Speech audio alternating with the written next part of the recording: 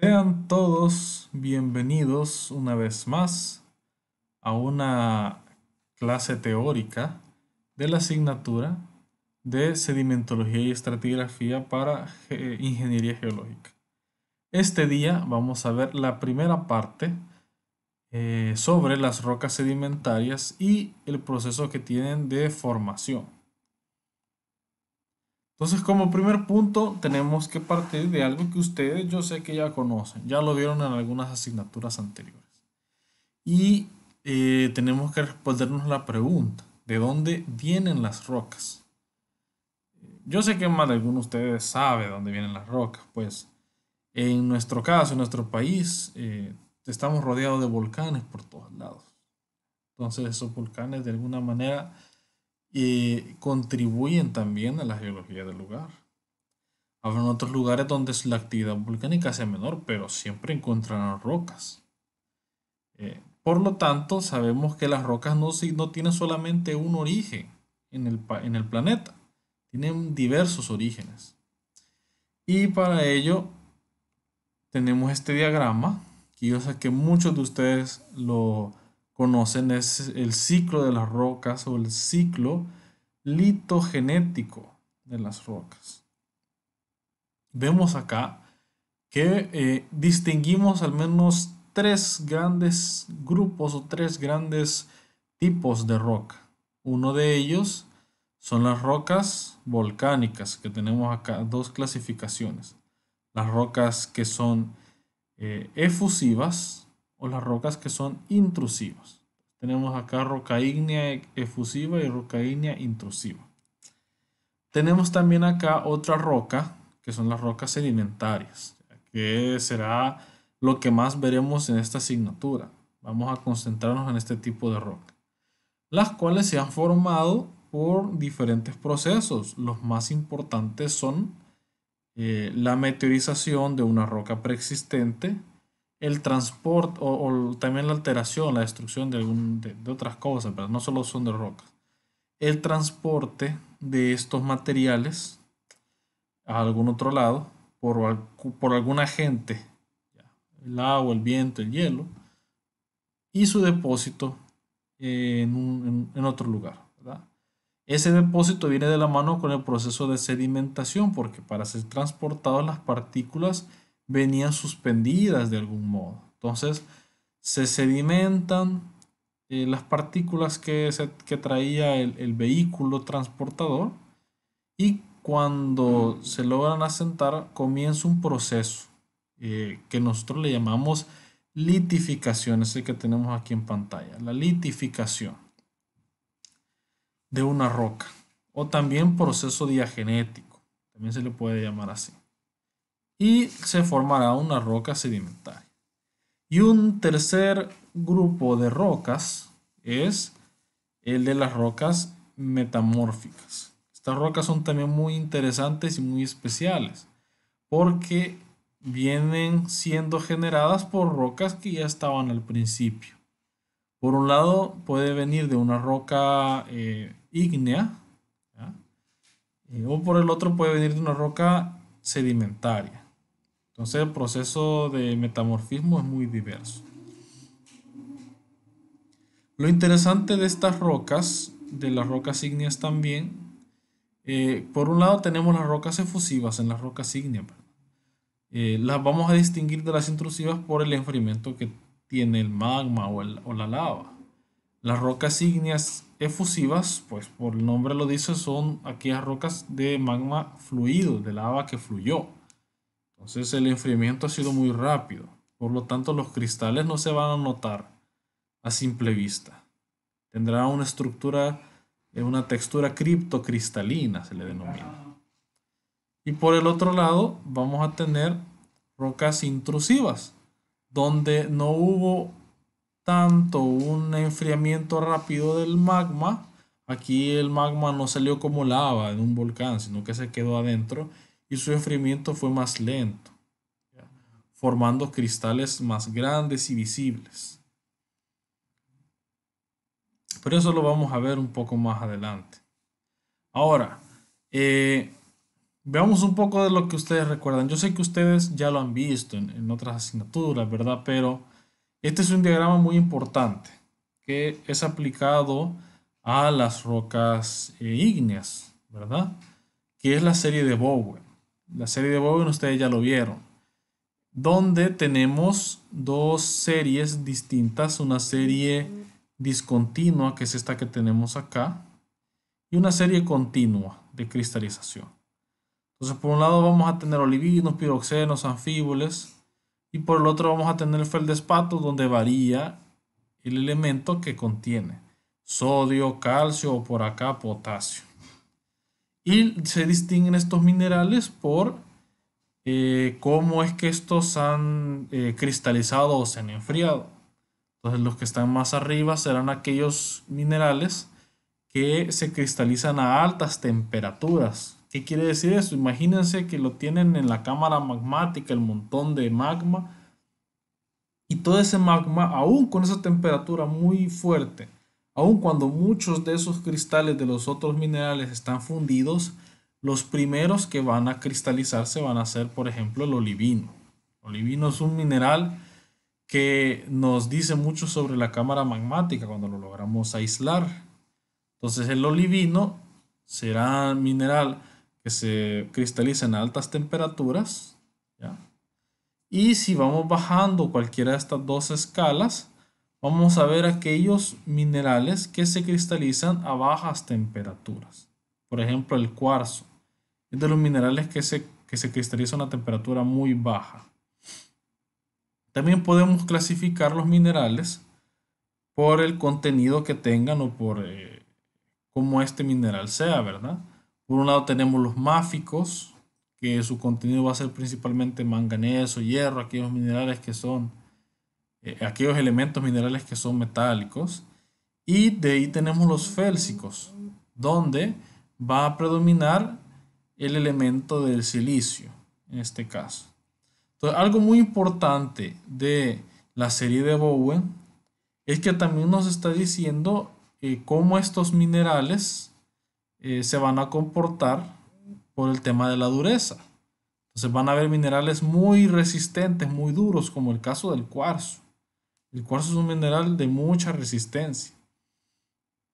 Y por otro lado vamos a tener el olivino, que no va a ser tan resistente como el cuarzo o como los feldespatos de calcio, pues no son tan resistentes, por lo que será más fácil de estos minerales de descomponerse, de destruirse de forma mecánica o química. Acá tenemos otro diagrama, otro esquema que nos explica un poco también sobre la serie de Bowen, porque aquí tenemos, por ejemplo, alto contenido de sílice y contenidos pues, de hierro y de magnesio. Vemos también el tipo de esto fue la composición del magma, ¿verdad? Aquí tenemos los félsicos, aquí tenemos los máficos. Vemos también cómo se comporta el contenido de los minerales en estas diferentes rocas, ¿ya? Y algo bien importante que nosotros podemos tomar de este esquema es la roca que se genera con el tipo de magma que se tiene. Entonces, por ejemplo, las riolitas y el granito. ¿Cuál es la diferencia que se tiene en el tema de su composición? Si se dan cuenta, las dos son altas en sílice. Las dos tienen baja cantidad de hierro y de magnesio, ¿ya? Y las dos tienen un contenido de cuarzo bastante importante, bastante grande. Entonces, ¿por qué hay dos tipos de roca distintos? Pues esto se debe al proceso que ha tenido de formación de esta roca. ¿Por qué? Porque veamos las texturas. Por ahí podemos empezar. La textura del granito vemos bien definido o más definido pues que la riolita los cristales que tiene de los minerales. Ya podemos ver cristales blancos, cristales como si fueran vidrios, que se trata del silicio.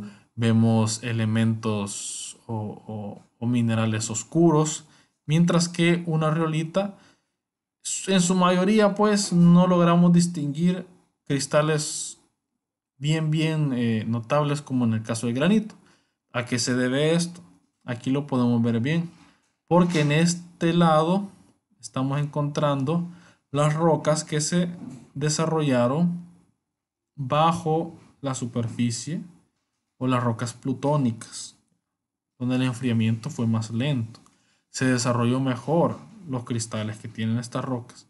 Mientras que en la parte de acá vemos las rocas volcánicas, ¿ya? Cuyo enfriamiento fue muy rápido y el cristal no se formó bien. El basalto es un ejemplo que vemos muy bien en el país. Es esa roca negra que a veces ocupan como grava, ¿ya? También la andesita es otra roca que ustedes vieron en la cantera de los chorros, ¿verdad? Y si no han visto, pues pueden ver los paredones cuando van bajando por toda esa carretera en dirección a Santa Ana, por ejemplo. Es una roca que no tiene unos cristales bien presentes como lo puede tener, por ejemplo, el gabro, que se forma siempre del mismo magma del basalto, pero su enfriamiento fue más lento. Y si lo vemos acá, nos ponemos a comparar lo que hablamos de la serie de Bowen, de la resistencia de los minerales, ya, con el tipo de roca que se tiene, podemos pensar que las rocas que contienen más cuarzo serán aquellas que con mayor dificultad pueden irse degradando. Voy a dejar hasta aquí porque vamos a ver eso un poco más adelante. Bueno, ¿qué otras cosas podemos hablar de las diferentes rocas? Pues hablemos entonces de las rocas metamórficas. ¿De dónde vienen? Ya dijimos que una roca metamórfica proviene de la existencia de otra roca que sufrió una transformación debido a la presión, altas temperaturas, ¿verdad? ¿De dónde viene esa presión, esas temperaturas? Pues va a provenir de actividad volcánica, puede ser. Las rocas que estén cerca de un filón de lava, un dique, de un batolito, ¿ya? O que estén cerca de la cámara magmática, ¿ya? Sufrieron un tipo de metamorfismo por el calor, ¿verdad? Por las altas temperaturas. Ese metamorfismo es de contacto, porque están en contacto, ¿verdad? Con material de altas temperaturas. Y por otro lado tendremos rocas que tendrán otro metamorfismo más fuerte, con mayor presión, que es el metamorfismo regional, que se da más que todo en el choque cuando vienen dos placas continentales y chocan, ¿ya? Y se forman esas grandes cadenas montañosas, altísimas. Ahí tenemos los dos tipos de metamorfismo más importantes y generarán rocas como las que vemos en pantalla. Por ejemplo, un granito, ya, teniendo un metamorfismo regional de mucha presión, de mucha fuerza, va a dar una roca metamórfica como esta, un gneiss, este que tenemos aquí. Otra roca, como el tema de la argilita es una roca de arcilla, ¿ya? Un mineral muy pequeñito, con un metamorfismo, por ejemplo, un metamorfismo regional, va a dar una ardesia, que es la que tenemos acá. Vean, mucha presión estuvo involucrada para formar esta roca. Ahora un metamorfismo de contacto, donde principalmente actúa la temperatura, siempre hay presión, principalmente la temperatura. Vamos a tener, por ejemplo, una roca caliza, que es lo que tenemos acá, va a dar un mármol, es el que vemos aquí presente. Y una arenita donde su principal componente es el sílice, nos va a estar dando un cuarcisto, que es lo que tenemos acá. Ahora, algo bien importante que tenemos que notar, no cambia su composición mineral. Ya la roca va a tener los mismos minerales que tuvo al principio. Organizados de distintas formas, sí, pero no cambió su composición mineral. Por eso vamos a tener que un gneiss, si se dan cuenta, tiene diferentes colores de cristales. El gneiss acá. Y también el granito los tuvo, ¿ya? O sea, fue trasladado, pero no se crearon nuevos minerales. No es que de la nada salió más biotita o más sílice. Y eso lo podemos ver, por ejemplo, con este de acá, que es una caliza. Su composición principal es carbonato de calcio. Y eso nos va a dar un mármol, que el mármol, su composición siempre es carbonato de calcio, pero organizado de forma distinta. Una arenita, su principal mineral es cuarzo. Pues la roca que nos va a salir de resultado también será una roca cuyo principal componente es el cuarzo. Ya de esta forma. Características de las rocas metamórficas, pues tenemos que algunas son foliadas y algunas no son foliadas, como esta de acá, esta es foliada. Tiene su plano en que los cristales han sido organizados, igual la ardesia. ¿Se dan cuenta? Tienen como estas líneas que se ven acá, la ardesia tiene estas laminitas, ¿verdad? Eso se le llama foliación y por lo tanto tendrán un plano de foliación, que es el plano en que estas láminas se van formando. ¿Ya? Esto es importante notar porque las rocas cuando se meteorizan, las rocas metamórficas tienden a meteorizarse más en los planos de foliación. ¿Ya? Y en el caso de estas rocas ya no tienen esa característica, no son foliadas, ¿ya? No tienen esa característica que estas sí pueden tener. ¿Ya? Pero esto viene principalmente dado por cómo ha sido el metamorfismo. Casi siempre también un metamorfismo de contacto no genera rocas foliadas porque no hay mucha presión involucrada. Ahora, ¿cómo formamos o cómo se forma una roca sedimentaria? Las rocas sedimentarias, igual que las metamórficas, tardan mucho tiempo en formarse. Viene siendo formada de diferentes maneras. Pueden ser por restos de otras rocas, como lo mencionamos, pero también tenemos otras formas de formarse, ¿ya? Que la vamos a ver siempre en esta clase. Pero tenemos que tener en cuenta que en algunos casos vienen de rocas preexistentes o de materiales preexistentes. Ahora, ¿qué tipo de rocas sedimentarias tenemos?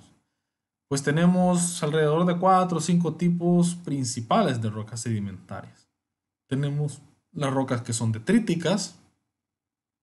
Creo que lo podemos ver mejor acá.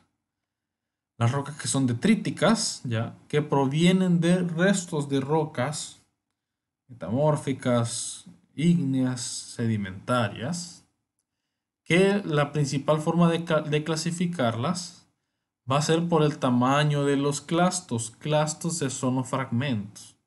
Tenemos conglomerados, areniscas y arcillas, por así decirlo. Por otro lado tenemos las rocas carbonatadas, que aquí les han mencionado como químicas carbonatadas. Realmente las rocas carbonatadas o carbonáticas es una clasificación muy aparte porque son muy diversas y se ha clasificado de esa forma por su importancia. Las rocas carbonáticas son muy importantes porque de ahí en algunos casos se encuentran las reservas de petróleo, ¿ya? Dentro de estas rocas carbonáticas. Y han habido también muchas clasificaciones respecto a estas mismas.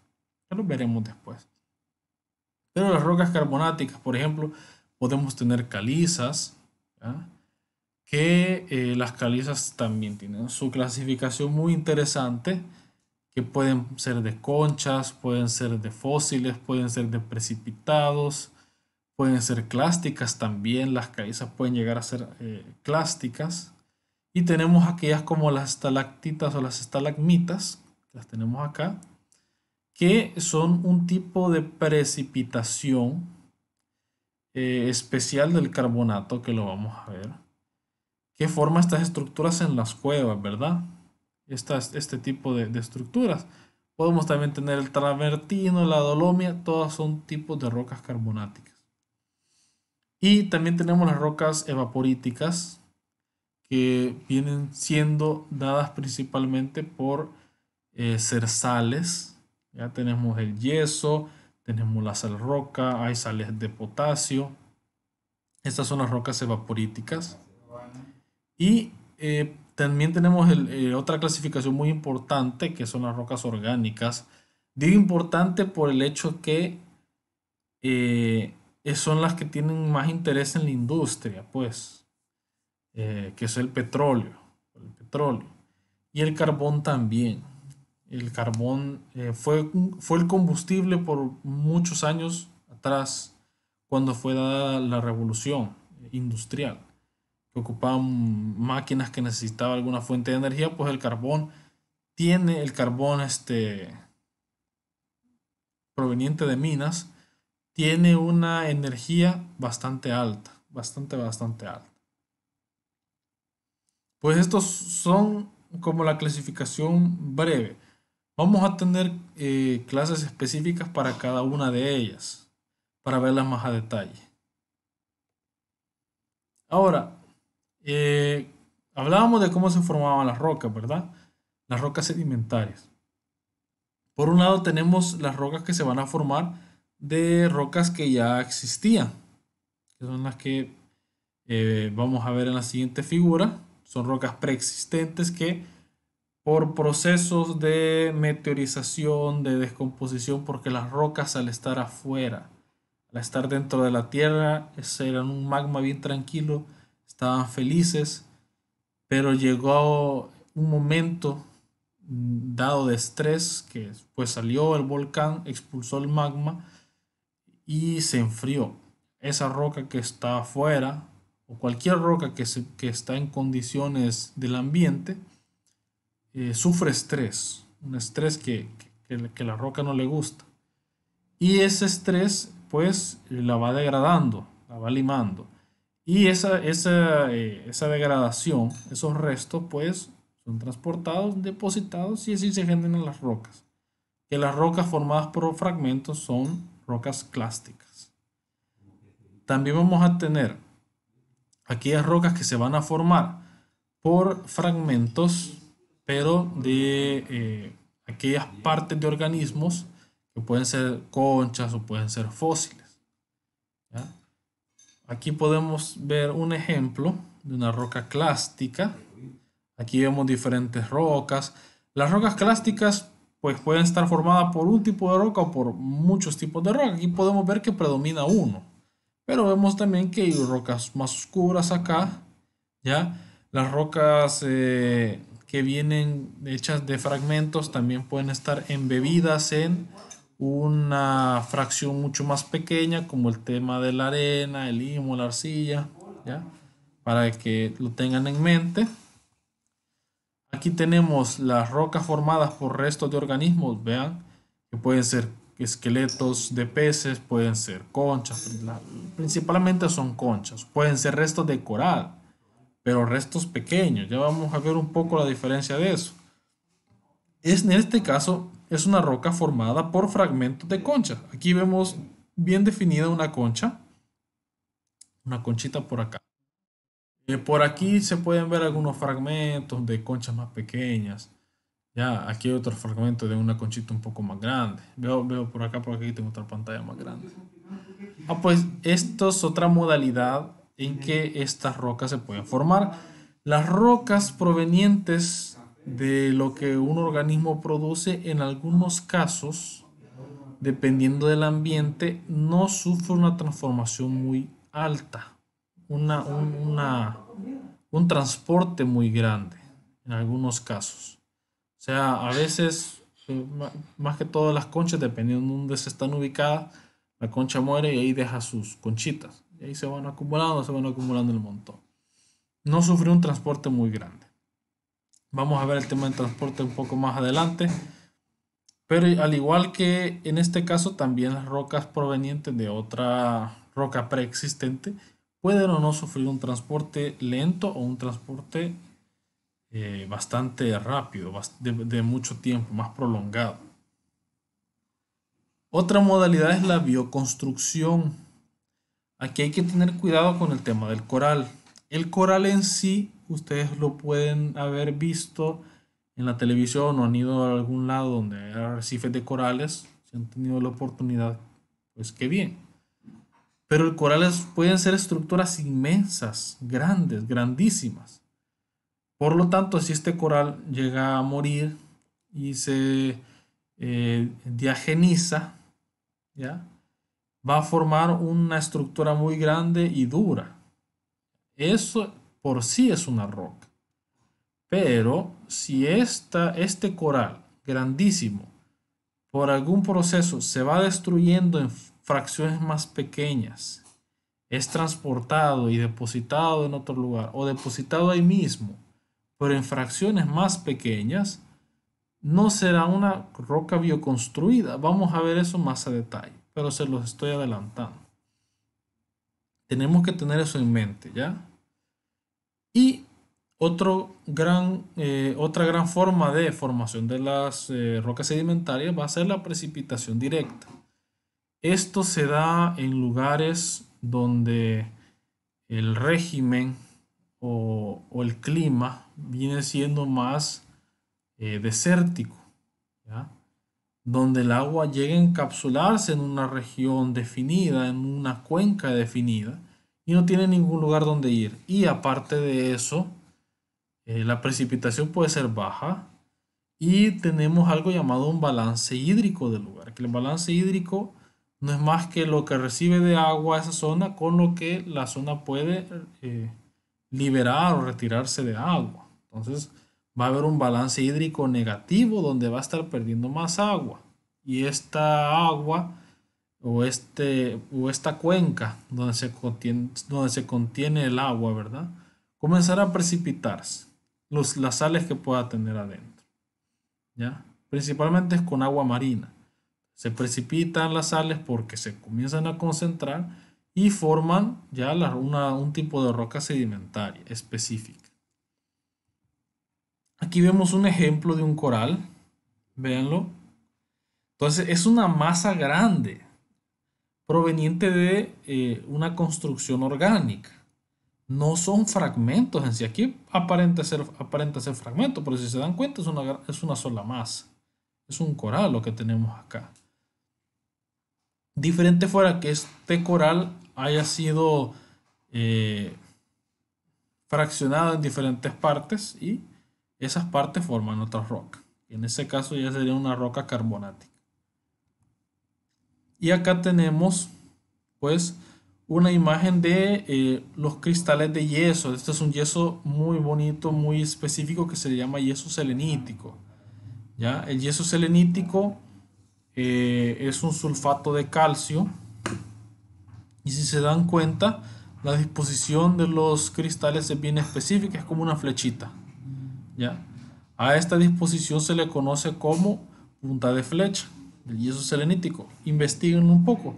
Vamos a verlo más a detalle cuando veamos las rocas evaporíticas, pero es muy importante que tengan esto en mente para saber que de esta forma también una roca puede venir siendo formada por la precipitación química de las sales que el agua pues contenía. Ahora hablemos sobre las rocas sedimentarias y cómo se distribuyen dentro de nuestro planeta, dentro de la superficie del planeta. Pues podemos ver acá, ahorita no puedo poner el cursor, pero vemos que tenemos un perfil, ¿verdad? Con diferentes profundidades. Por ejemplo, tenemos la litosfera oceánica arriba de la astenosfera, y tenemos por el lado derecho la litosfera continental. Entonces, si nos damos cuenta, en ambos casos es muy difícil encontrar la cobertura o la profundidad del estrato de roca sedimentaria. Sí es verdad que en nuestra parte continental encontramos mucha roca sedimentaria, pero son estratos delgados comparados a lo que podemos encontrar de roca de basamento, por así decirlo, de roca proveniente de volcanes. El basamento normalmente es una roca ígnea en algunos casos, o roca metamórfica. Entonces, ¿qué podemos ver acá? Que la profundidad de la cobertura, que puede ser de roca sedimentaria, no va a pasar de 10 kilómetros. No pasa de 10 kilómetros y el promedio solo son 2 kilómetros que podemos encontrar. Pero a pesar de ser un espesor muy delgado, mucha información podemos tomar de ella. Mucha información se puede sacar. ¿Y de qué van a depender esta cobertura? Pues depende del depósito que nosotros podamos estar evaluando. Y estos depósitos van a estar regidos por los agentes de transporte. En este caso puede ser el viento, puede ser el agua, agua marina o agua continental. Y puede ser también el glaciar, aunque el tema del glaciar, de los depósitos glaciares, de los depósitos sedimentarios que han sido por acción del glaciar, no son muy comunes. Nos lo vamos a ver normalmente en la parte sur del planeta, más al polo sur, y muy poco en el polo norte, más que todo en Groenlandia o en lugares bastante fríos. Esto también se dio cuando fue la gran glaciación, que se formaron muchos glaciares. Gracias al estudio sedimentario pudimos darnos cuenta que algunos depósitos de los que nos encontramos ahora provienen de depósitos glaciares, de cuencas glaciares antiguas. Entonces todas estas rocas van a tener su diferente forma de llegar a formarse. Puede ser por depósitos, puede ser también por precipitación. En el tema del agua oceánica, pues puede llegar a algún caso que llegue a encerrarse, como el caso del mar Mediterráneo, que en algún momento se cerró y no permitió que saliera agua, o también puede haberse dado por construcción biológica. Muchas zonas cercanas al Ecuador, por ser un ambiente muy tropical, y también por las diferentes corrientes marinas que se generan, da la oportunidad que se formen corales. Y eso generará rocas bioconstruidas. Pero todos estos factores tienen que ir de la mano, uno con el otro. Ahora, ¿cómo se forma una roca? Ya lo habíamos mencionado. Son 4 factores importantes para que se vaya a formar una roca. El primero, por el que siempre se parte, es la degradación. O sea, la preparación de los materiales antes de los demás procesos. Este proceso se da en el lugar, por eso es un proceso in situ. Se tiene la roca, se tiene el afloramiento de un granito, de un basalto, de una arenisca, lo que sea, en el lugar. Y justo en el lugar atacan los factores de meteorización, los factores de degradación, y alteran esta roca, la cambian de tamaño, la cambian químicamente. Posterior a eso, viene un transporte. Este transporte se hace por diferentes medios, ya lo habíamos hablado. El agua, el aire, el hielo en algunos casos. Y todo lo que hace este transporte es clasificar el material. Lo clasifica. Por eso hay rocas bien clasificadas y rocas mal clasificadas. Sedimentos bien clasificados, sedimentos no tan bien clasificados o mal clasificados.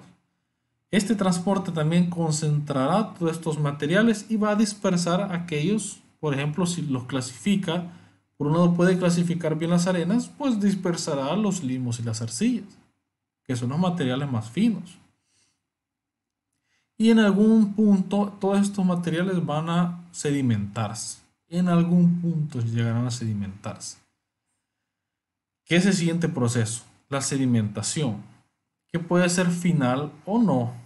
En algunos casos no es final, pues llega la partícula transportada por el agua o por el aire, se deposita, se sedimenta, pero puede llegar alguna otra acción que la vaya a mover del lugar. Entonces eso no es eso es un asentamiento posterior, ¿verdad? Entonces, muchos sedimentos organogénicos escapan a este tipo de sedimentación primaria. Algunos se quedan ahí, otros no. El transporte también nos va a dar algo bien interesante, que es el tema de las estructuras. Según cómo se ha ido depositando el material, va a haber una estructura sedimentaria diferente. Pero también el transporte en caso de esqueletos de peces o de conchas o algunos corales, pues normalmente se acumulan en el lugar, como les dijimos, se acumulan en el sitio, porque puede ser que no haya mucha corriente o no haya una corriente muy fuerte que se la lleve. Entonces se va a depositar en el mismo lugar que se formó el material. El caso de los corales, como dijimos, si el coral no es destruido, se quedará ahí. Incluso si es destruido, puede ser que no haya tenido ningún transporte, se va a quedar siempre en el mismo lugar. Y luego de la sedimentación, porque en la sedimentación estamos hablando de un sedimento tal cual, no está consolidado, solo está ahí. Entonces la diagénesis será aquel proceso que va a transformar ese sedimento en una roca. Puede ser por procesos biológicos, porque los organismos pueden llegar a generar algún compuesto que ayude a cementar estas partículas.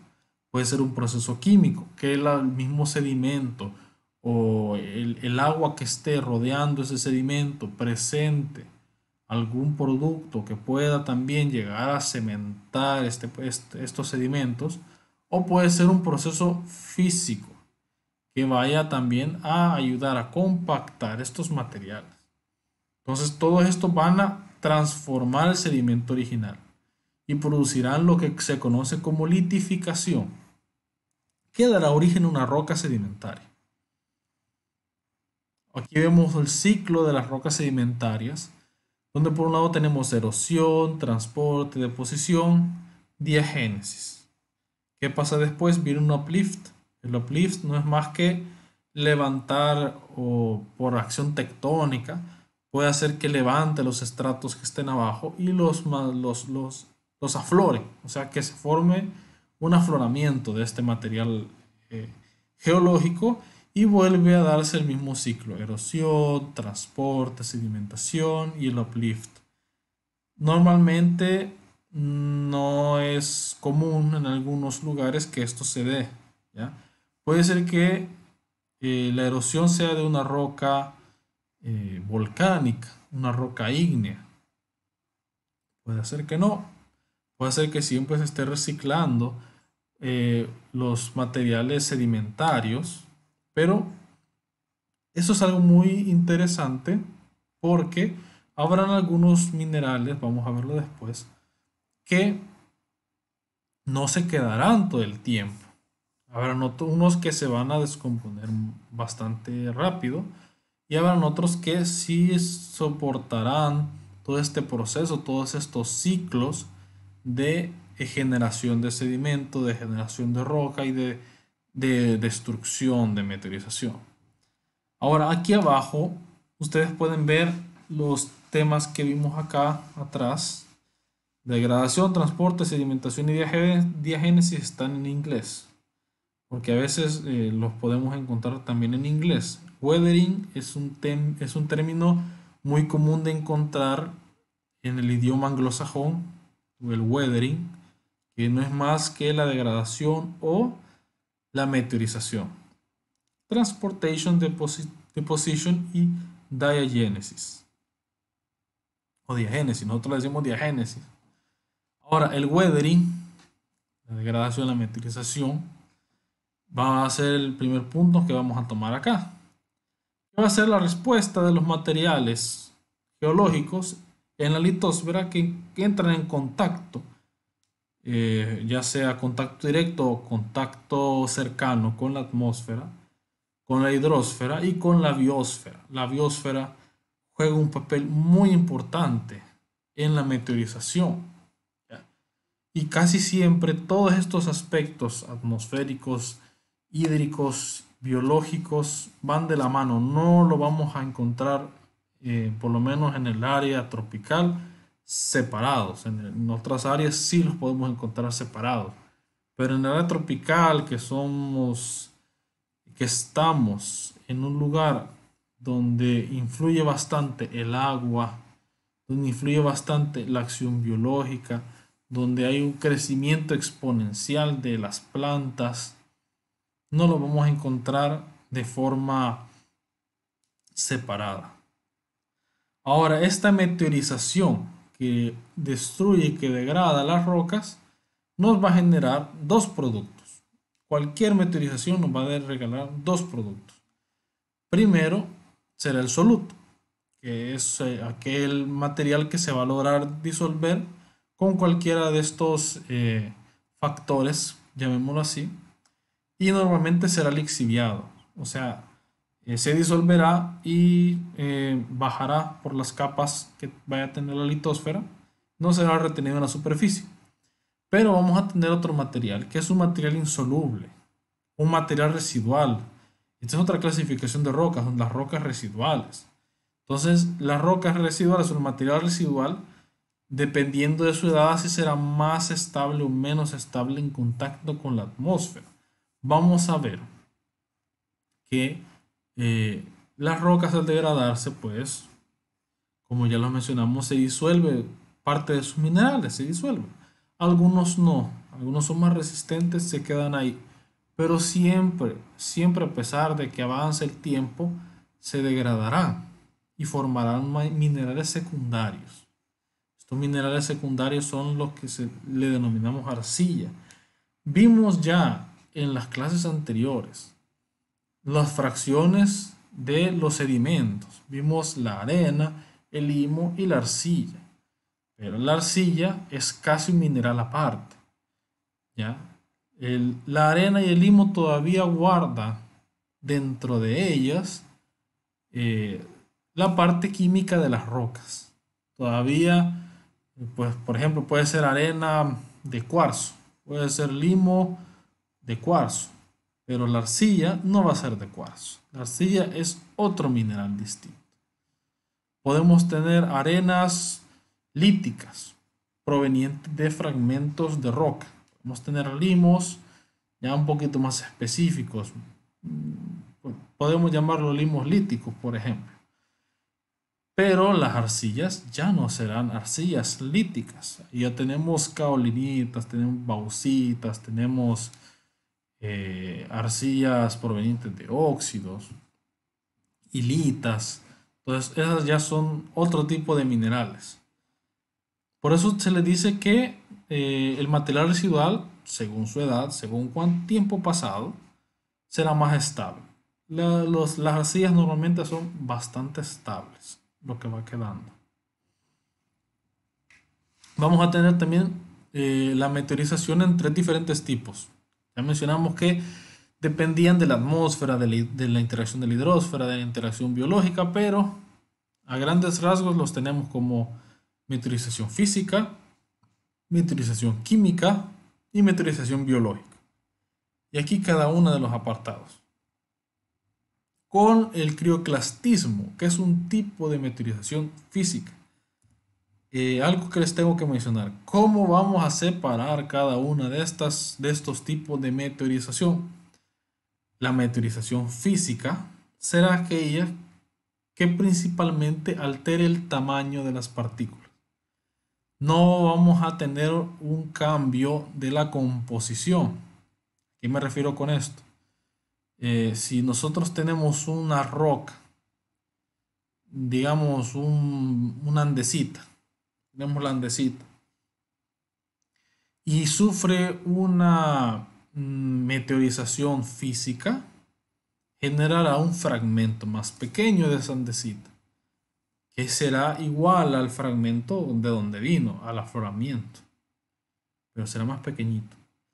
Mientras que si esa andesita sufre una alteración química, que normalmente se da en fragmentos pequeños, es como que es más fácil disolver la sal fina que la sal gruesa.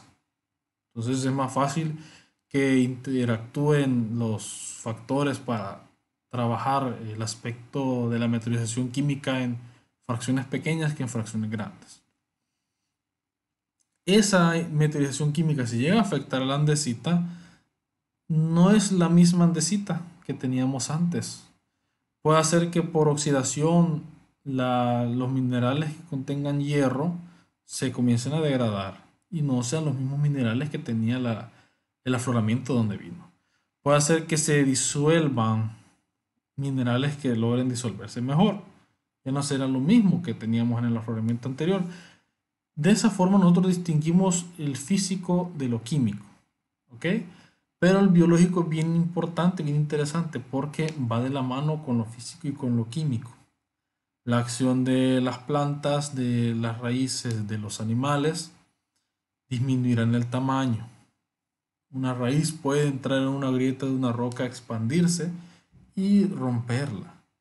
Pero también muchos organismos, las plantas o algunos insectos, en los compuestos que generan normalmente, la planta genera exudados en las raíces, los insectos con lo que se alimentan o lo que defecan o lo que producen, generarán también una acción química. Entonces, la parte biológica es muy importante porque acelera estos dos tipos de meteorización. Por eso se cataloga como una meteorización muy aparte.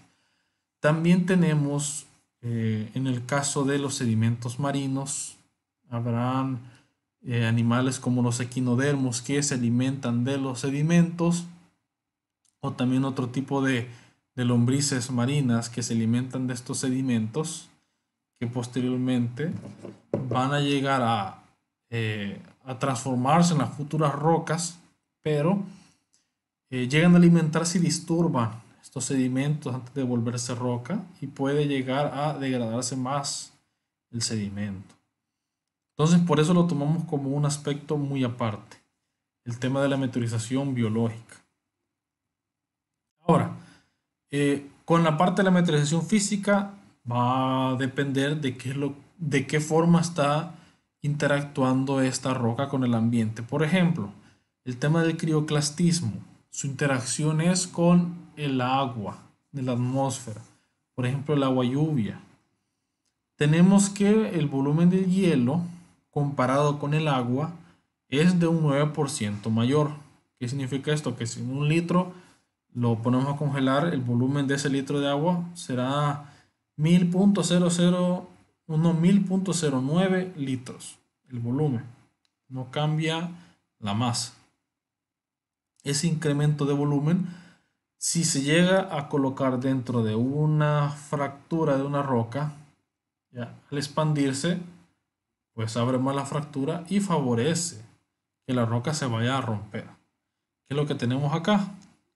Tenemos en la figura de abajo el ejemplo de que tenemos fisuras en la roca, cae la lluvia y como vemos a la derecha, se forma el hielo dentro de estas fracturas y puede llegar a generar un fragmento, que ahí dice que es el digregado de un cuerpo rocoso, ¿ok? De un cuerpo rocoso mayor.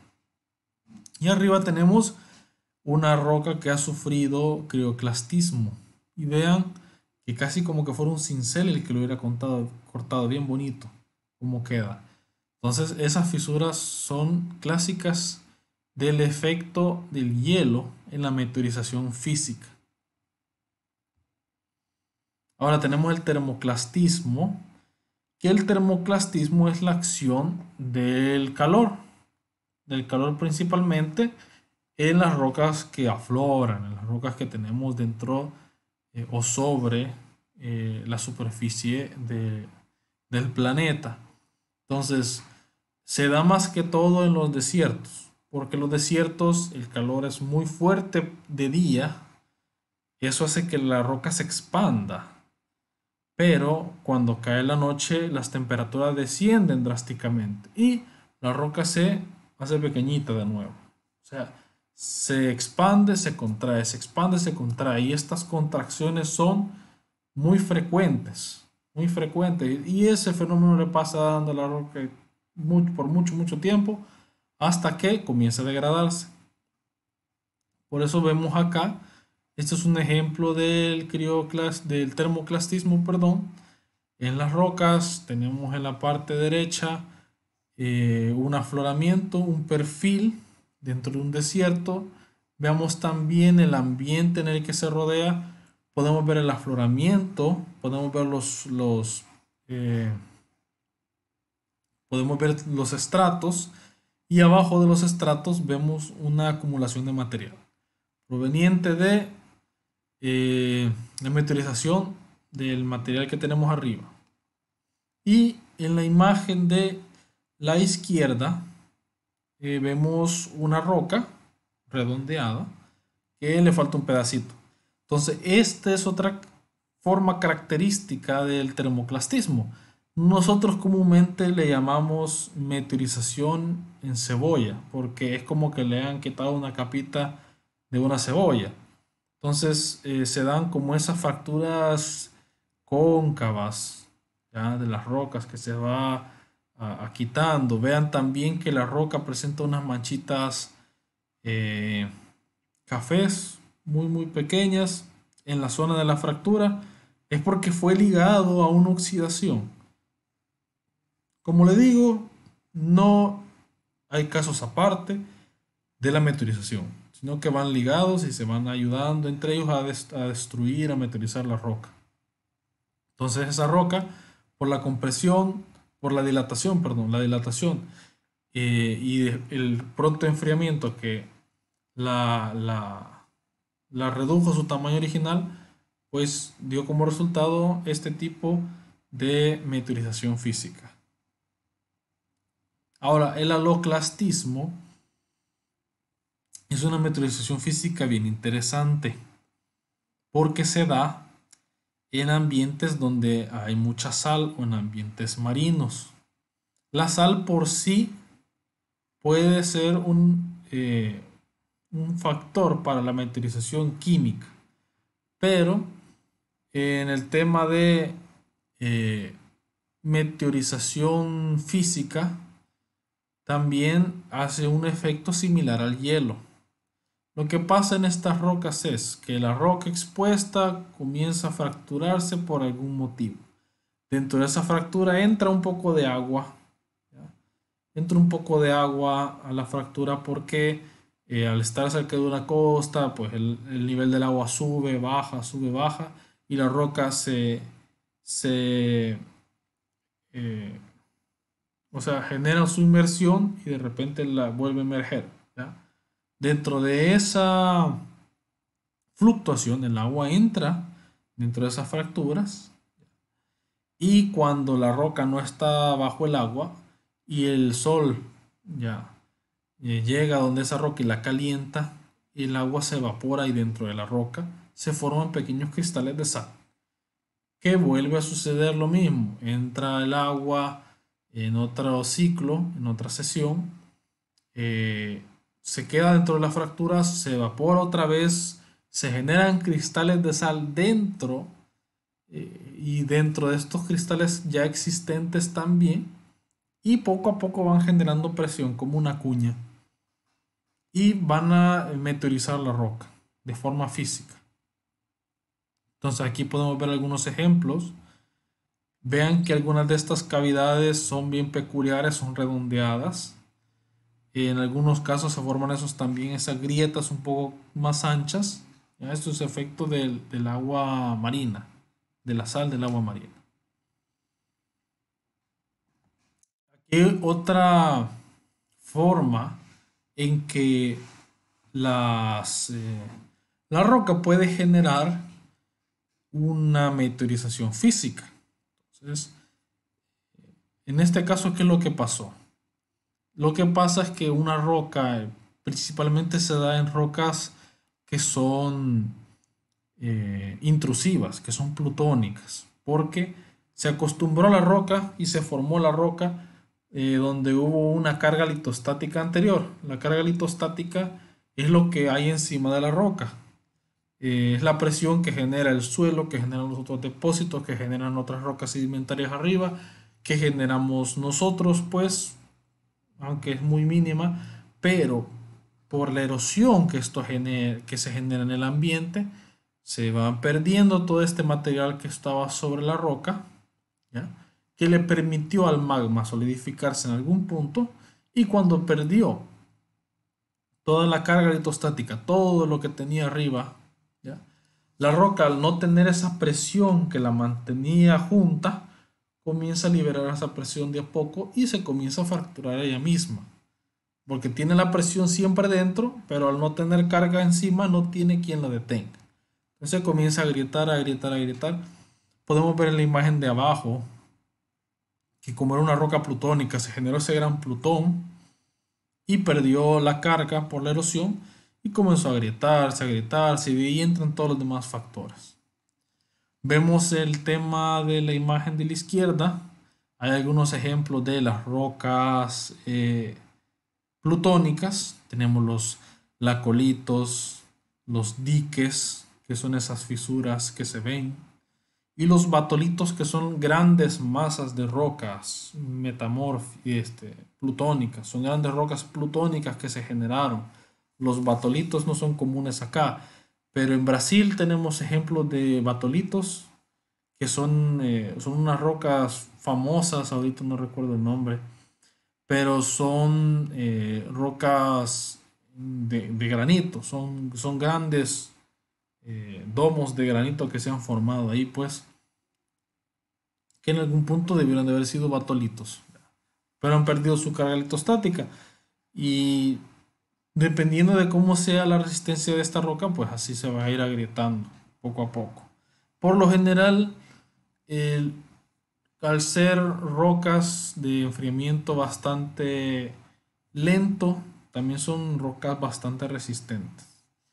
Entonces, esta meteorización, recordemos que es un proceso largo, lleva tiempo, no es algo de la noche a la mañana. Ahora, la meteorización química, hablábamos de que la parte física reducía el tamaño. Y cuando el tamaño se reduce, es más fácil llegar a tener una alteración química. ¿Ya? O sea, porque se genera mayor superficie de contacto sobre esta fractura, sobre este material finito. Mayor superficie de contacto, la acción química tiene más oportunidad de atacar. Ahora, la meteorización química va a depender de cómo esté la mineralogía de la roca. Ahora hay minerales más resistentes al ataque químico que otros. Y dependiendo de las condiciones ambientales, porque viene de la mano esto con la humedad, con la calidad del agua que esté en el ambiente, ¿verdad? Las condiciones ambientales también vienen a dar eh, aspectos importantes de la meteorización física. ¿Ya? Y la mayor parte del weathering químico viene dado por el agua. El agua meteórica es un tipo de agua específica que tiene disuelto dentro de ella diferentes elementos. Por ejemplo, el dióxido de carbono, que en el agua se hace ácido carbónico. Y este ácido carbónico, principalmente para rocas carbonáticas, es peligroso. Digo peligroso porque las disuelve, ¿verdad? Ahí lo tenemos, se transforma en ácido carbónico y facilita la disolución de algunos minerales. Los carbonatos principalmente. Ahora, bien interesantes son este cuadrito y este esquema. Veámoslo bien. En el cuadrito nos está hablando sobre la estabilidad de algunos minerales, la estabilidad química y mecánica.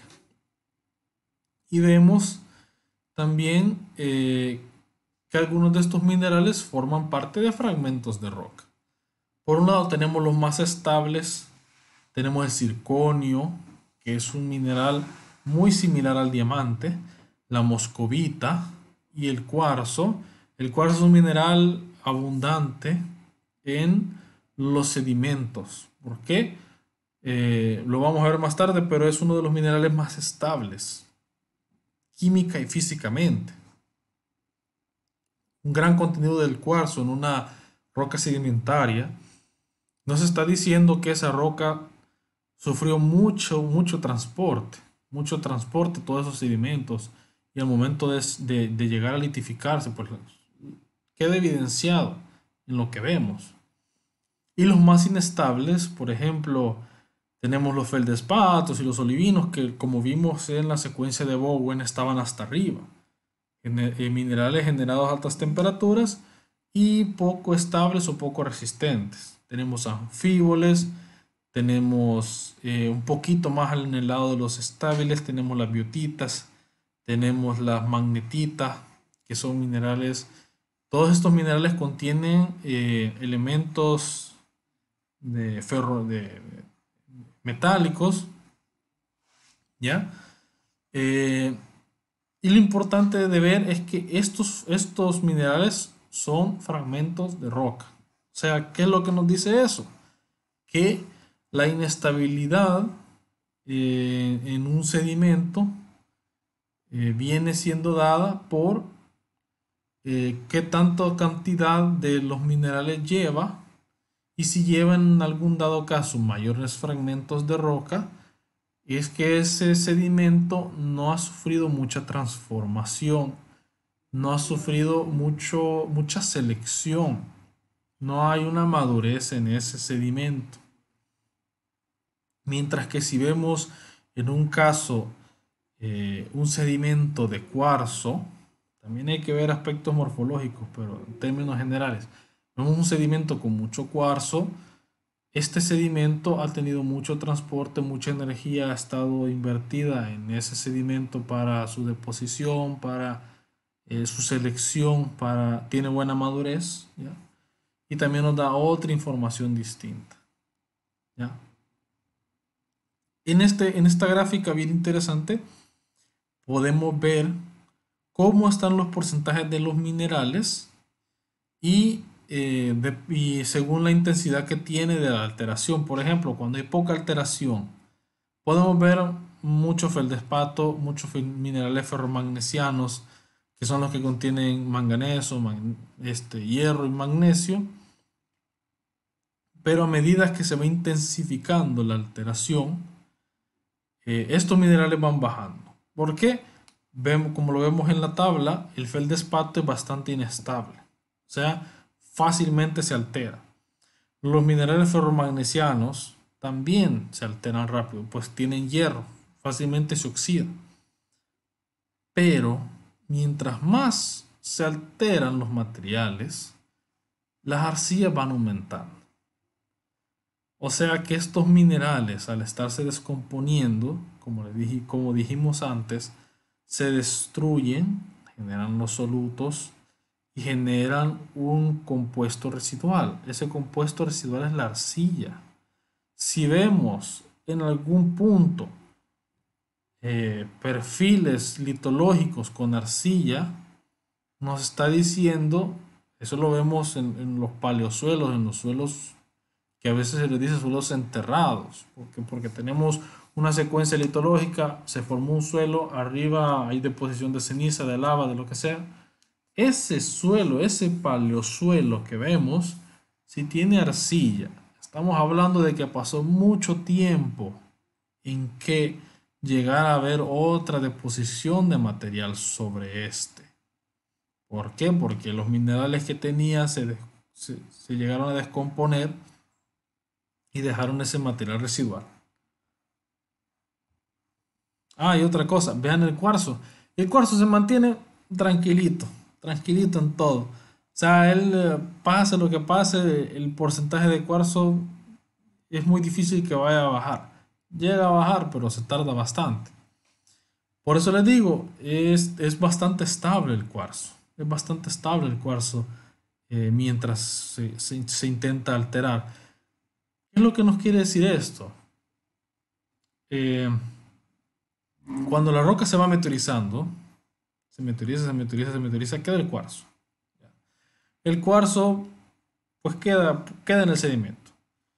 Puede llegar a fundirse ya después de mucho tiempo que de alguna forma llegue a la parte de abajo, se disuelva en la zona de la astenosfera, fluye otra vez en el magma, se recicla. Puede hacer que se recicle el cuarzo. Normalmente se queda ahí. Entonces, cuando ha sufrido mucho transporte un sedimento, el cuarzo se va quedando, los demás minerales se van desgastando, se van limando, se van perdiendo. Entonces, si vemos sedimentos con mucho contenido de cuarzo, son sedimentos muy viejos, son sedimentos antiguos, o sedimentos que tienen una madurez muy fuerte. Le decimos madurez porque el transporte ha sido muy fuerte, muy elevado. Mucha energía pasó ahí. Y Por ejemplo, si lo vemos en un río y el río transporta el sedimento, llega al mar, el mar está en constante oleaje, esperamos que esos sedimentos tengan un poco más de, de- de cuarzo que los sedimentos al principio del río, por ejemplo. Ahora, otra meteorización química es el tema de la hidrólisis. Pues la hidrólisis es un tipo de meteorización química que afecta principalmente el silicio. El agua meteórica pues reacciona con estos elementos de aluminio y de silicio produciendo hidróxidos. Y estos hidróxidos son más solubles en el agua y se van eliminando. Ahora lo que va quedando como un depósito residual se enriquece con contenidos altos de aluminio y de silicio, ¿ya? Y que se da por procesos muy prolongados donde se van eliminando estas sustancias solubles y solo van quedando los materiales ricos en sílice y en aluminio. Ahora estos silicatos pueden contener mucho hierro y manganeso, que pudo haberse generado por la eliminación del aluminio. ¿Ya? Por lo tanto, estos depósitos tienen mucho contenido de estos minerales y al verlos en campo son de colores rojizos. ¿Por qué? Porque son óxidos de hierro los que están más presentes. En algunos casos podemos ver unos moteados o concreciones de manganeso que son oscuras. Y este proceso es importante porque es el proceso base de la formación de arcillas. Entonces la hidrólisis se ataca a una roca madre, ¿verdad? Que contiene minerales de hierro y de magnesio, manganeso. Estos minerales los tienen los minerales ferromagnesianos, ¿ya? Que se encuentran principalmente en rocas volcánicas, en rocas que son máficas o que tienen mucho mineral máfico. Aquí tenemos olivinos, piroxenos, anfíboles, por decir algunos de ellos. Entonces, durante las primeras fases de meteorización son los primeros que son atacados. Estos, pues, dependiendo del tipo de clima, ¿verdad? De cómo va a ser el régimen de lluvia, podrá generar diferentes tipos de arcilla. Entonces, si tenemos climas húmedos, con un buen drenaje en la zona, y un ambiente ácido, se le dice ambiente ácido, si la lluvia que cae pues contiene mucho ácido también, y la roca se prolonga mucho tiempo su meteorización, además de ella tiene mucho feldespato, puede dar origen a una roca como las caolinitas, a un mineral, a una arcilla como las caolinitas. Mientras que en climas áridos o semiáridos, cuando ha habido un mal drenaje, eh, y generalmente se da una meteorización alcalina prolongada en rocas que tengan muchos minerales alcalinos, alcalinoterrios, hablamos del potasio, hablamos del sílice, hablamos del magnesio. Esto, este sílice va a tender a flocular, ¿ya? Flocular, se le dice al tema de la formación de pequeñas estructuras muy diminutas cuya principal eh, forma de mantenerse unidas es la acción iónica, ¿verdad? Entonces el sílice tiene esa característica que puede tender a focular en diferentes condiciones. Las arcillas también tienden a ser fuentes importantes para la floculación. Entonces esto puede llegar a formar arcillas esmectitas o arcillas ilíticas. Ilíticas, sí. Entonces aquí tenemos una posible reacción de hidrólisis, ¿ya? Tenemos la reacción de hidrólisis que podría dar origen a las arcillas caoliníticas, teniendo como base el mineral de feldespato. Es el que tenemos al principio, es un feldespato de sodio.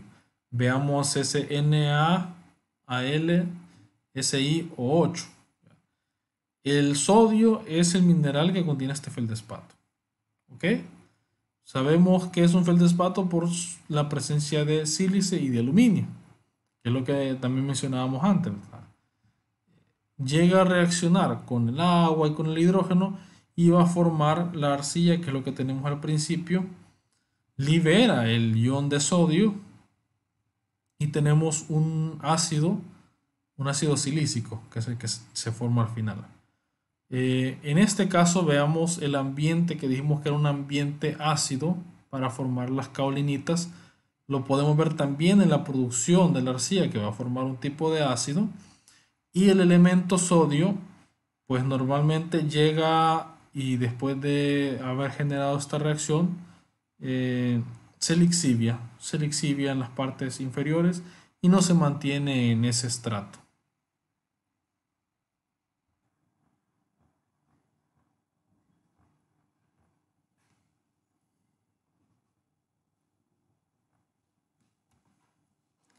Aquí podemos ver un ejemplo de una lámina delgada de roca.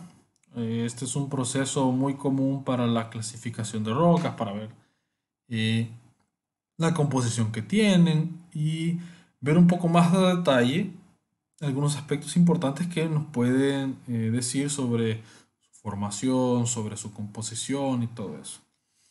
En este ejemplo vemos que tenemos fragmentos de roca que son esos de color blanco, gris, ¿ya? Y en medio de ellos tenemos una sustancia de color café. También vemos otros que son de colores oscuros. Esos son minerales, ¿verdad? Esos que tienen un color bien específico son un tipo de minerales. Los más oscuros pues, pueden ser biotitas.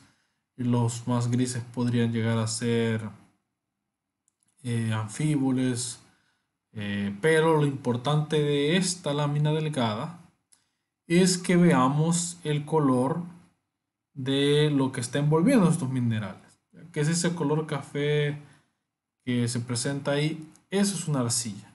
Entonces, en algunos casos, cuando encontramos una roca, un afloramiento de una roca sedimentaria, la roca sedimentaria se encuentra en una matriz, como habíamos dicho.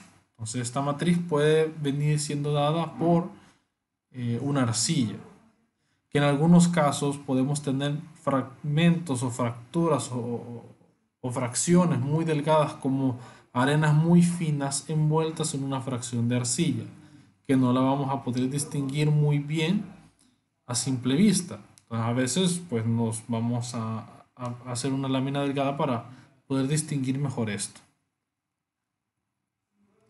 Ahora la hidratación va a ser un proceso químico donde algunas moléculas de agua se encuentran muy bien ligadas en moléculas de un cristal, de un mineral. Como por ejemplo, el ejemplo más común va a ser la anhidrita y el yeso. Es un ejemplo clásico. Misma composición química de sulfato de calcio en uno y sulfato de calcio en otro, pero el yeso es un sulfato de calcio donde tiene dos moléculas de agua junto a él.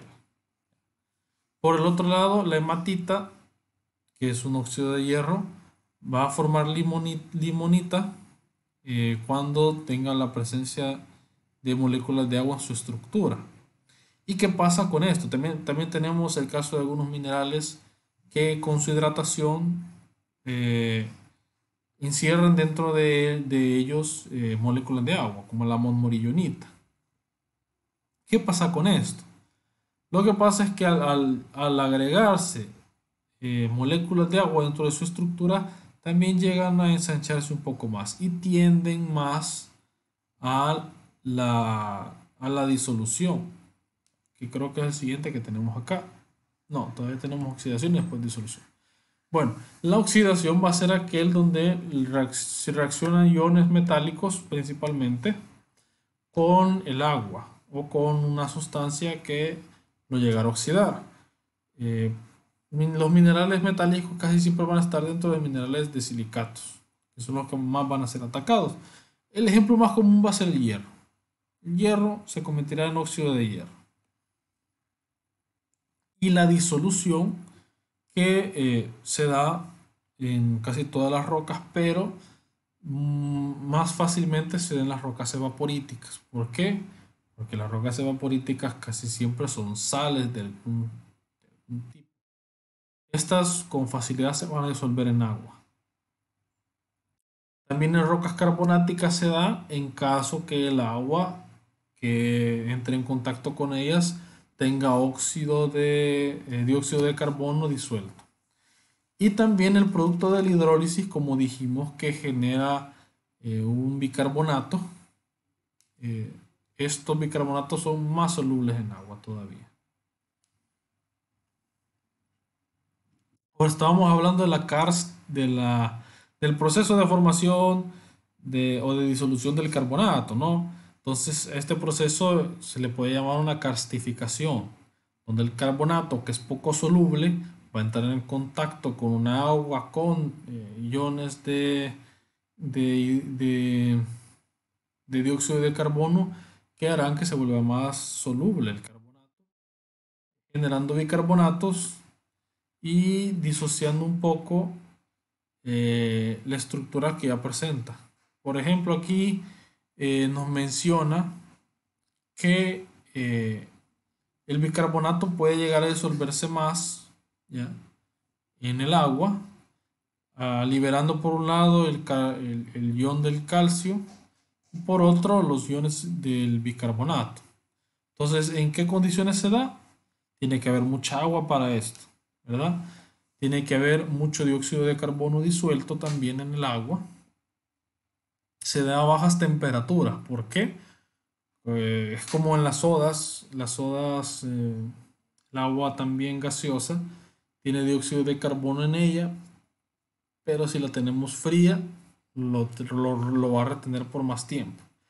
Si nosotros calentamos una Coca-Cola, aparte de no saber bien, liberará el dióxido de carbono. Entonces, por eso este efecto se da en ambientes con baja temperatura.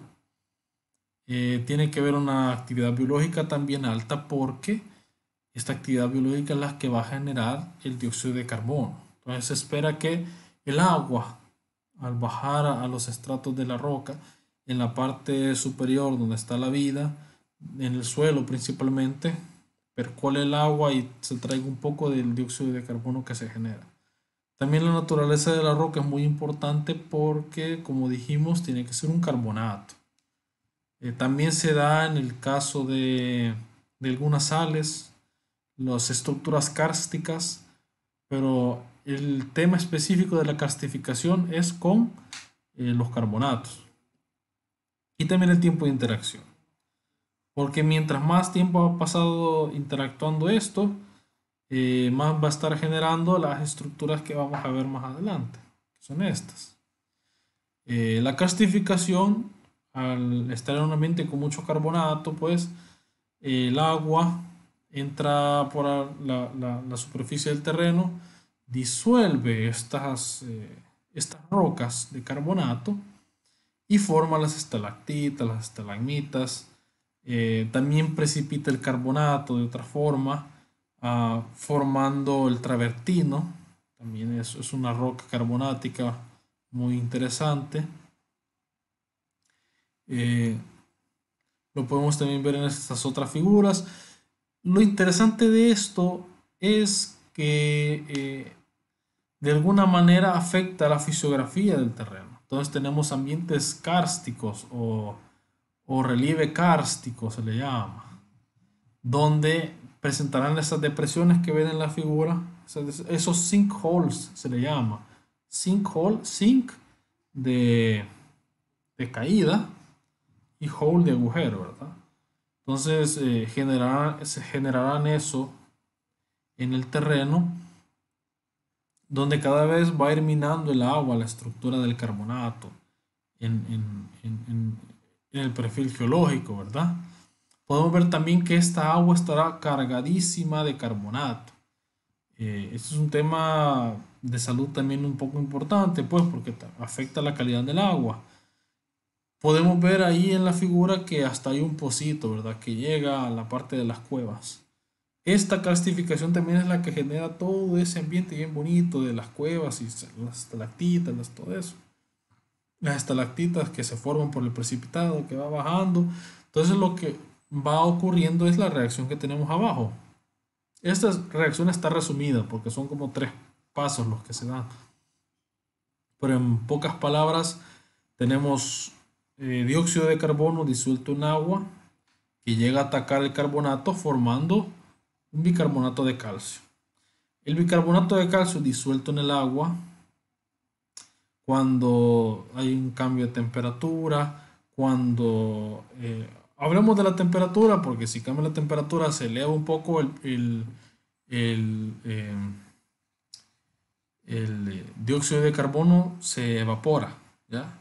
Si se evapora el agua, pues también no habrá mucha agua presente, dióxido de carbono también se va, comienza a precipitarse el carbonato de calcio de nuevo, formando estas estructuras y formando el travertino también.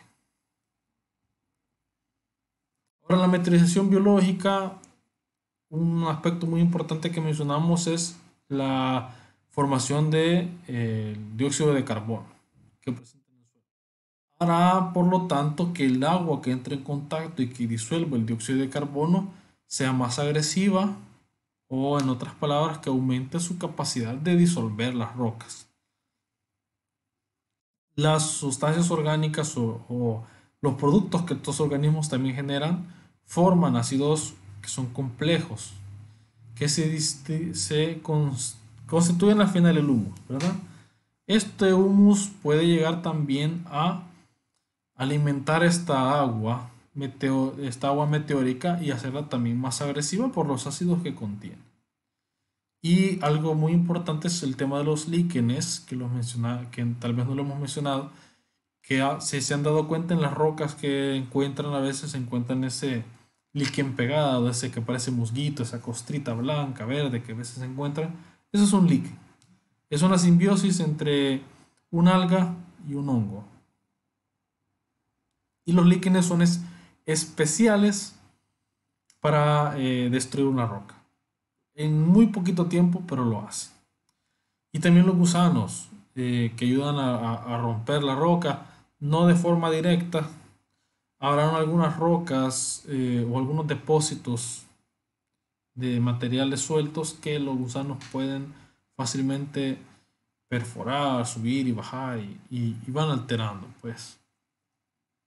Van alterando todo esto. Pero esa es la dinámica. Esa es la forma en que funciona la Tierra y se respeta. Tenemos en esta gráfica algo bien importante, bien bonito, que menciona la temperatura anual y la lluvia también anual. Y vemos cómo es la alteración química y biológica en estos aspectos. O sea que mientras más temperatura haya, si se pueden dar cuenta, va desde -12 hasta 30. Pongámonos en 30. Mientras más temperatura haya, en 30 centímetros, y más lluvia haya, pongámonos en 2000, habrá una alteración química y biológica fuerte. Por ejemplo, en otro caso, que la temperatura sea de 0, bastante frío, y haya una precipitación muy baja, pues entonces, por ejemplo, de 500, entonces vamos a tener una alteración en los materiales geológicos débil. Si no hay agua y todavía las condiciones de temperatura no son lo suficientes, no se desarrollará el aspecto biológico, ¿ya? Y el aspecto químico, si ustedes ya lo vieron en química, se acuerdan, para que un soluto se disuelva más rápido necesitará energía, necesitará calor. Y el calor viene dado por la temperatura. Y si una solución está muy saturada, porque el agua que circula en el tema de la precipitación no es mucha, no va a lograr disolver lo demás. Entonces, eso es lo que podemos concluir de este gráfico. Aunque nosotros aumentemos, por ejemplo, la temperatura, pero la precipitación no aumenta, no vamos a tener mayor respuesta. Esto va de la mano. Esto va de la mano.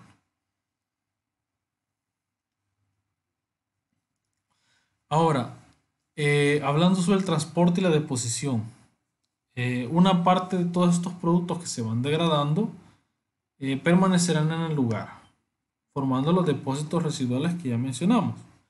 Pero otros serán transportados por el agua, ya sea en solución o en forma de fragmentos o clastos, que pueden venir suspendidos en todo este flujo que va, o pueden ir transportados en el fondo.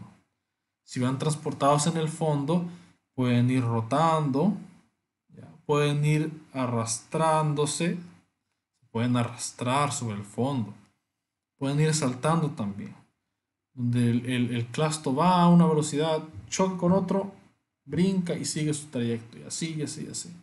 Esa es la forma del movimiento de las partículas en el fondo. Y en suspensión, cuando son partículas muy, muy finas, se transportan todas distribuidas sobre el canal del agua. Esas son las dos formas de transporte. Eh, También habrán deslizamientos subaéreos o submarinos. Los submarinos son bien interesantes. Y algunos subaéreos los podemos ver también en algunos eventos volcánicos. Todo esto va a contribuir al transporte. Contribuir al transporte. Los deslizamientos subaéreos también encontramos ahí los deslizamientos de escombros, los deslizamientos de los flujos de fango, ¿ya? Que son los que se dan en condiciones en el aire, como estamos nosotros ahorita. Y los submarinos, pues los más comunes son las corrientes de turbidez o las corrientes turbias. Ahora, por los procesos de transporte, en este caso, lo vamos a encontrar en dos tipos. Uno de ellos, donde los medios de transporte y los sedimentos son independientes entre sí. ¿Qué nos referimos con eso? Que no van mezclados. Por ejemplo, tenemos los ríos. Es un transporte que tenemos el sedimento por un lado y el agua en el otro. Podemos también ver los sedimentos transportados en algunos casos, pero son independientes. Este es un transporte selectivo, se le llama. ¿Por qué selectivo? Porque selecciona un tamaño específico de clasto. En este caso, los ríos son buenos ejemplos de ello, porque vemos a medida que vamos en un río los diferentes tamaños que puede presentar los clastos dentro de ellos. Entonces es un transporte selectivo. También se le llama transporte de partículas, pero mencionar un transporte selectivo ya da un poquito más de idea de cómo. Pues sí, porque en ambos casos transportamos partículas. Y en el otro tipo de transporte, donde el sólido y el fluido se comportan iguales globalmente, todo junto, como si fuera un solo cuerpo, lo estamos llamando un transporte masivo. ¿Cómo sería un transporte masivo? Pues lo vemos en deslizamientos. Deslizamientos como flujos de escombros. También lo vemos en las corrientes de turbidez, porque en esa corriente, en ese flujo, todo el material y el líquido va en una sola fase. Va en una sola fase. No hay una división de esas dos. Vamos a dejar la primera parte de este video por acá. Nos veremos en el siguiente video hablando sobre los principales agentes de transporte. Así que muchas gracias por ver esta lección sobre sedimentología y estratigrafía.